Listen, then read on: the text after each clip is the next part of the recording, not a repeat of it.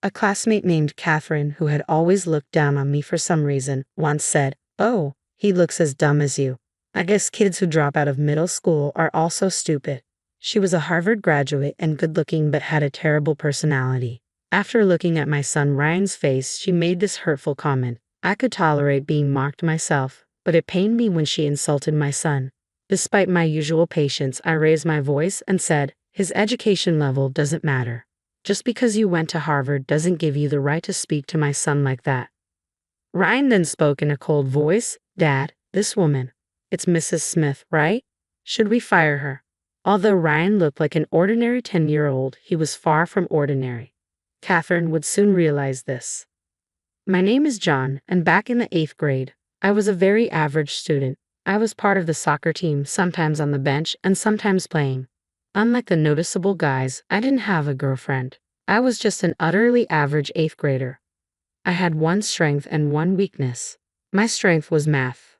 For some reason, math just clicked for me. I could solve problems without much struggle, even the advanced ones. I was the only one in my grade who could solve some tough problems, and I had held the top rank in math since admission. I especially loved binary numbers. It felt like a fun game to count in a system other than base 10. My weakness, or rather the person I couldn't stand, was a beautiful classmate named Catherine Smith. We used to play together in early elementary school and even visited each other's houses. But around our school trip in elementary school, she suddenly became distant and only spoke ill of me. "John, don't slack off during cleaning. Come on, take out the trash," she'd say, tossing the trash can at me. It wasn't just me slacking off, but Catherine would always target me. "John, don't just stand there. Put out the flame, you're so useless." During her science experiments, anyone could turn off the burner, but Catherine would always complain to me. She'd even say things like, "I can't touch that alcohol lamp now that John has touched it," as if I was something dirty. I wanted to retort, but Catherine was bold, beautiful, and one of the top-ranking girls in our class. I could never talk back and just took her remarks. I always thought that one day I'd prove her wrong, but the only thing I had over Catherine was math. However, she was decent at math and was top of the class in overall grades. Throughout middle school, Catherine kept targeting me, and as fate would have it, we ended up going to the same high school. So my high school life started with the same strength and weakness. Then, during my sophomore year of high school, my life took a 180-degree turn. My father, who was the backbone of our family, passed away. He loved fishing in rivers, and one morning while going fishing, he drove the wrong way on a mountain road and plunged off a cliff, taking his car with him. He never came back. Our family, which had been living a modest and peaceful life, was shattered. I can never forget my mother's face when she received the call from the local police. I'll never forget the pale face of my father when we rushed to the hospital. After my father passed away, my mother, who had always been a stay-at-home mom, decided to work as a temp. But she couldn't keep a job for long because the sudden loss of my father often made her ill. Just when I thought she'd been working for a while, she'd end up bedridden. She'd get better and start working again. Within about 3 months, my mom fell ill again. I couldn't bear to see her go through that anymore. I decided to give up on college and even drop out of high school to start working right away. I wanted to make sure my mom could go back to being a stay-at-home mom. I made up my mind the 3rd time she fell ill. When I decided to quit high school, Catherine, who always criticized me, confronted me. "What are you thinking? Are you out of your mind? Without a high school diploma, you won't stand a chance in society. You have just 1 more year of high school. Don't quit now. Only a fool would drop out." Despite her strong disapproval, there was no changing my mind. I handed in my resignation that week and left high school by the weekend. After quitting, I first took a part-time job at a local convenience store. Since my high school didn't allow part-time jobs, every day was a new experience for me. It was tiring, but I had committed to supporting our livelihood, and there was no turning back. As I got used to the convenience store job, I began to work part-time at a British pub in the evenings.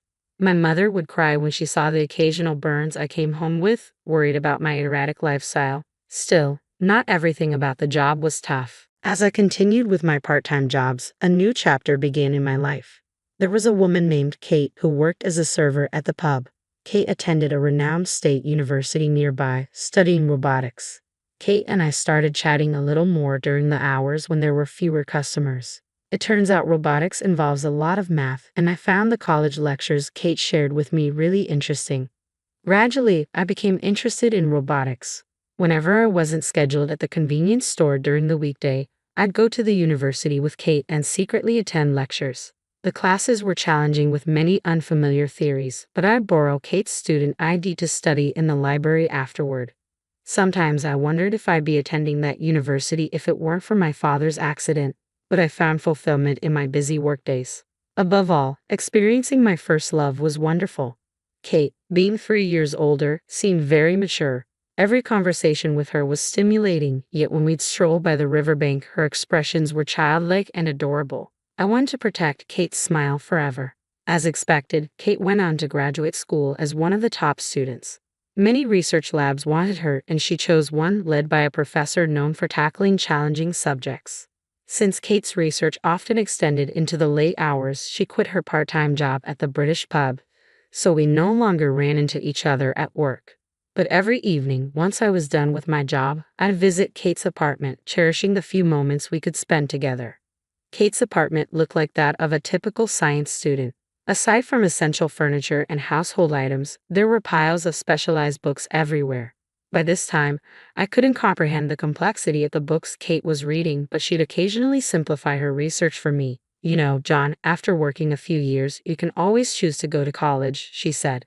I thought I had given up on the idea of going to college, but it was Kate who showed me that option. Turns out not everyone entering college is a fresh high school graduate around 18 or 19.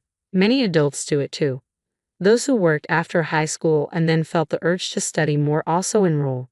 But Kate, I didn't even graduate from high school, I mentioned. Kate told me about the GED system. Apparently, even for someone like me who hasn't graduated from high school, if you pass the GED test, you're considered to have a high school level education and can then apply for college. Right now, I don't have the money for college tuition and I'm maxed out just supporting my mom and me, but a new dream was born in me, to save up money and go to college someday. My dates with Kate were mostly in her apartment or on the university campus, but they were always a lot of fun.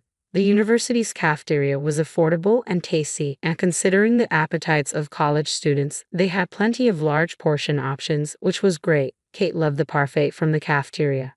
Every time I bought her one and brought it to her table, she'd be so delighted. I'd often think that if I could earn more, I could treat her to parfaits at fancy cafes instead of the cafeteria. But the joy Kate found in those school cafeteria parfaits made me cherish her even more. Kate would always tell me, if you want to earn more, you can't just work more hours. There's a limit to how many hours a person can work.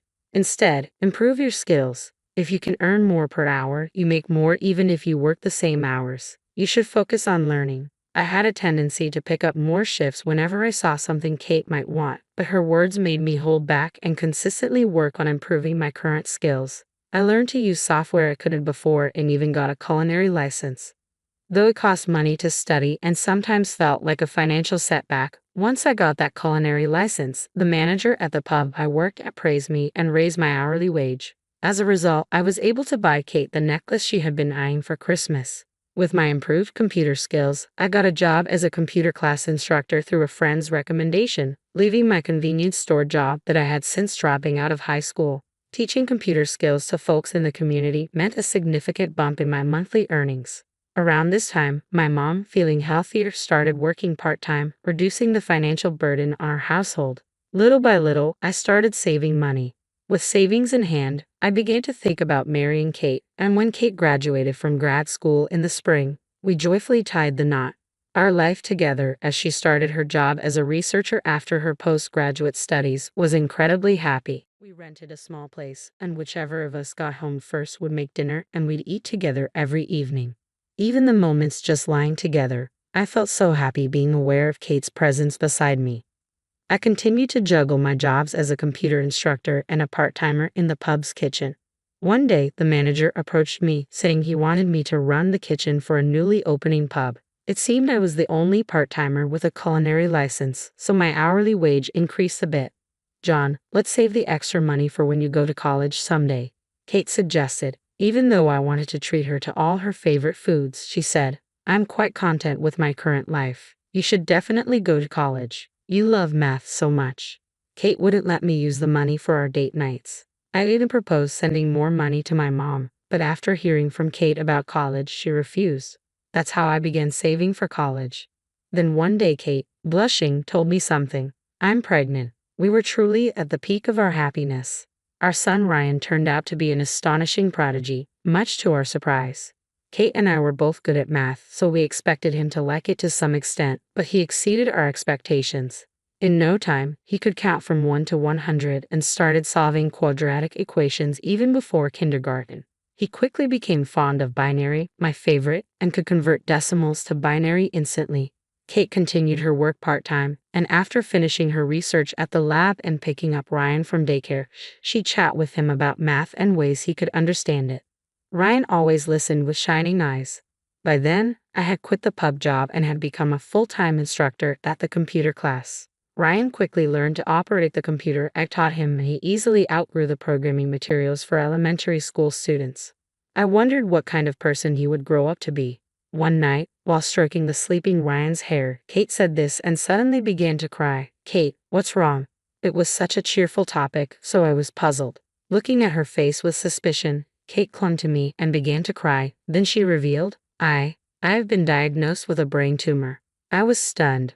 Only 6 months left. I couldn't come to grips with Kate's confession and remained silent for a long time. I knew I needed to support Kate, but I couldn't help picturing my father's pale face. Now, even Kate, it reminded me of that atmosphere when my mother answered the phone that day. It was terrifying. "Please tell me it's a lie. Tell me you're just joking." I couldn't accept Kate's illness, and for a while, life continued as usual. Kate went for treatments, but she never talked about her illness since then. I thought maybe we could just pretend it never happened. But one day, a call came from the lab. Kate had collapsed. Lying in the hospital bed, Kate had regained consciousness but was hooked up to several lines, breathing through an oxygen mask. I wanted to look away, but the situation had escalated to a point where I couldn't. "Please look after Ryan," she said. By the time I finally accepted the reality of her words, Kate's condition had deteriorated to a level beyond treatment. For the month before Kate passed away, we repeatedly talked about Ryan's future. Kate apologized to me and Ryan again and again. She had nothing to apologize for. The hardest part was for Kate, having to leave Ryan. Kate often said, "Ryan has an incredible talent," and I felt the same way. I promised her that I would do everything I could to help Ryan harness his exceptional gifts. Kate often took Ryan to the lab, where everyone adored him. She asked me to keep taking him there even after she was gone. With the help of everyone in the lab, I promised to provide the best education possible. At dawn, 6-year-old Ryan held back tears and said, "Mom, Dad, and I will do our best." Don't worry, Kate was called to heaven at the young age of 33. Having lost a loved one twice, I couldn't afford to break down. I had to protect my son Ryan. From that day, we started a new life focusing on nurturing Ryan's talents. Time passed, and as Ryan's 10th birthday approached, we went to celebrate at a famous upscale restaurant known for its traditional dishes. After enjoying our meal, we were satisfied and just stepping out of the entrance when I noticed a familiar face. It was Catherine, an old acquaintance from elementary to high school. She was there dining with her boyfriend. Upon seeing us, the corner of her mouth twisted into a smirk. "Dining in such a fancy restaurant even though you dropped out of middle school. Out of your league, don't you think?" Middle school dropout or not, what's that got to do with anything? I didn't want to provoke Catherine, especially with Ryan around. I tried to leave quickly, but she kept on throwing jabs. "You probably can't even educate your child properly with your dropout status, can you?" I had promised Kate to prioritize Ryan's education, so this really got under my skin. Still, I tried to ignore her and started to leave with Ryan. "Look at him. He's got that clueless look, just like a dropout's child." His stupidity runs in the dropout family, Catherine pushed further. Although I could handle insults thrown at me when she insulted Ryan, I lost it and snapped back. "My educational background has nothing to do with this. Just because you went to Harvard doesn't give you the right to talk that way about my son." "Oh, come on. Is it because you didn't even finish high school?" Catherine continued to mock. Ryan suddenly said in a cold voice, "Dad, this woman, it's Miss Smith, right? Should we fire her?" "What are you talking about, Ryan?" I tried to reprimand him, but Ryan continued. "She's a business associate of my company. She might not know me, but I've seen her.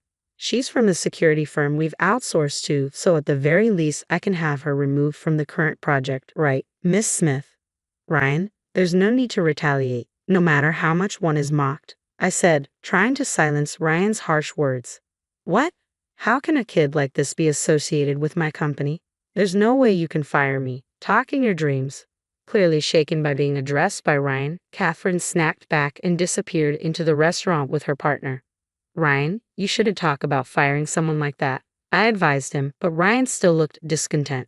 Ryan can be a bit sharp at times. Well, being acknowledged as a member in Kate's lab researching robotics as an elementary schooler and even doing system development, I can see why he might have become a bit assertive and outspoken. But kindness and relationships are the foundation for all. Just because he's a child doesn't excuse everything he says. Especially since he's working with adults on system development, he needs to be careful with his words. Ryan developed a digital photo album app that became a massive hit. With the profits, we set up a company to develop the next app. On paper, I was listed as the CEO, but in reality, Ryan was the one pulling most of the strings. The security aspect of that album app was outsourced, and Catherine worked for the outsourced company. When I reprimanded him for speaking rudely to an outsourcer, Ryan pouted for a while, but when I said, "Mom will cry," he calmed down and muttered, "Sorry." A few days after the incident at the upscale restaurant, a data breach occurred at Catherine's company. Fortunately, the information leaked wasn't directly related to Ryan's app, but we found ourselves dragged into the whole mess. You did it, didn't you? Holding a grudge about that incident before, Catherine accused Ryan of being the culprit. Ryan was, of course, outraged. Feeling indignant, he was determined to find the real perpetrator. Fortunately, the method of the leak wasn't too complicated. It seemed like he'd just have to decrypt some codes and trace back a few IP addresses. With the help of everyone in the lab, when they decrypted the code and tracked the address, it surprisingly led to the computer of Tom, the boyfriend who had accompanied her to that upscale restaurant. When Catherine confronted him, Tom readily admitted that he had someone else do it for him. I was just jealous of how capable Catherine seemed able to do anything, Tom confessed. Catherine had a flashback at those words, remembering a time in the past when she felt inferior to her first love in math and acted mean out of frustration. Catherine had intended to confess her real feelings and apologize for her past behavior when they graduated high school, but he dropped out, and she never got the chance. Even though she was the one at fault, she harbored resentment and said hurtful things when they met again. Catherine came to my house to apologize and shared her story. I was utterly shocked to see the proud Catherine almost bowing her head to the ground in remorse. Her confession that she once had feelings for me was even more startling. It made me realize anew how emotions can become so tangled that they're hard to control. Ryan didn't say much, but he seemed to sense something in Catherine's sincere apology and her vow to help Tom get back on the right track. Kate, Ryan just turned 10 today. We're visiting your grave. Ryan's photo app is still selling really well. The new features are loved by the customers, and the add-ons are selling. I reported in front of Kate's grave, but I did something wrong, Ryan admitted on his own. Some people I work with spoke ill of me, and I retaliated spitefully. Even though I was the stronger one, I ended up bullying the weaker person. Had he truly realized his mistake? As a parent, I felt relieved to see Ryan reflecting on his actions. From now on, I'll be kinder to others. Even if someone speaks ill of me, I won't retaliate. So, Mom, you can be at peace. Kate, Ryan has grown so much, both in heart and body. He's truly maturing. And I have something else I want to share. Kate, I've decided to go to college next year. I plan to study engineering and work seriously on system development alongside Ryan and the others. It would be really reassuring if you joined the development team, Ryan exclaimed with enthusiasm. I used to only be involved in company management, but honestly, I've always wanted to be part of the development, not just for bug checks, but to be deeply involved. I thought going to college would be the best way to achieve that. When I grow up, I'll go to college too. I want to attend the same one Mom did. You already visit college research labs, don't you, Ryan? But you should definitely go to college, maybe even grad school. Yeah, and in the future, I want to be a researcher like Mom. I'll leave the company to you, Dad, Ryan said with a mischievous grin. Kate, he's growing up so strong and capable. It seems like it'll be a long time before I come to see you, but by then, I'll have plenty of stories to share. So please wait for me there, I whispered to Kate in my heart. John, Ryan, I will always be watching over you. It felt like I heard Kate's voice carried by the wind. All right, Ryan, let's grab some ice cream from the campus cafeteria on our way home. Yay! Ryan cheered. We started walking hand in hand on our way home, the scent of spring beginning to mingle with the air.